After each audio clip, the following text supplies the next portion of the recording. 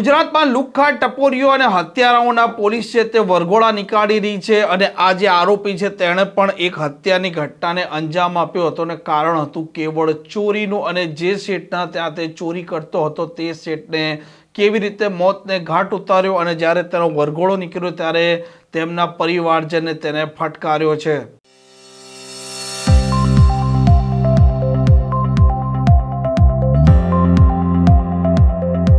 ગુજરાતની પોલીસ વર્તમાન સમયમાં અસામાજિક તત્વો, હિસ્ટ્રી સીટરો, ગુંડાઓ છે, આવા તત્વો જ્યારે કોઈ ગુનાની ઘટનાને અંજામ આપે છે ત્યાર પછી આ પોલીસ તેને ઘટના સ્થળે લઈ જાય છે, ઘટનાનું રિકન્સ્ટ્રક્શન પંચનામું કરે છે અને આવા આરોપીઓ અને તેના જેવા અનેક આરોપીઓના મનમાં કાયદો છે, કાયદાનો ભય પેદા થાય, પોલીસ છે તેનો ભય પેદા થાય તે દિશામાં પણ પોલીસ અત્યારે કામ કરી રહી છે અને હર્ષ સંઘવી પણ કહી ચૂક્યા છે કે ગુનેગારો છે તે ખાખીથી ડરવા જોઈએ અને દંડાની ભાષા તે સમજી રહ્યા છે તેથી તેમને દંડાની ભાષામાં સમજાવવા જોઈએ। ભરૂચના એ ડિવિઝન પોલીસ સ્ટેશન વિસ્તારમાં પણ એક હત્યાની ઘટના સામે આવી હતી જેમાં આરોપી રાજેશ છે, આ રાજેશે તેના શેઠ છે તેને મોતને ઘાટ ઉતાર્યા હતા અને તેનું કારણ કેવળ એટલું હતું કે આ શેઠના પાસે સોના ચાંદી અને પૈસા હતા। રાજેશને એક દિવસ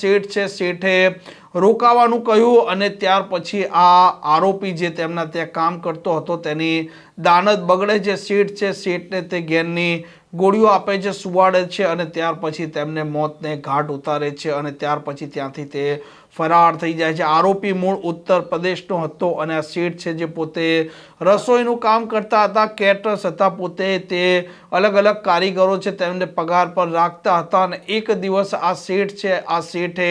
આ જે આરોપી છે રાજેશ તેને કહ્યું કે આજે તો અહીંયા રોકાઈ જા, કામનું ભારણ છે અને ઘરમાં પણ કોઈ નહોતું અને આરોપી છે તેની દાનત બગડેલી હતી અને ચોરીના ઈરાદે તેણે તેમના શેઠ છે તેને મોતને ઘાટ ઉતારે છે, ત્યાંથી તે ફરાર થઈ જાય છે અને અંતે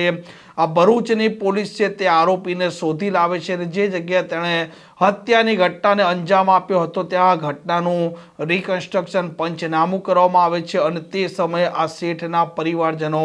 આક્રોશિત હતા અને તેને ફટકારે છે અને તે સમયે પોલીસ આરોપીને તેમનાથી બચાવે પણ છે। આ પ્રકારના સમાચાર પ્રકારની ક્રાઇમ સ્ટોરી માટે હોટલાઇન ન્યૂઝની આ ચેનલને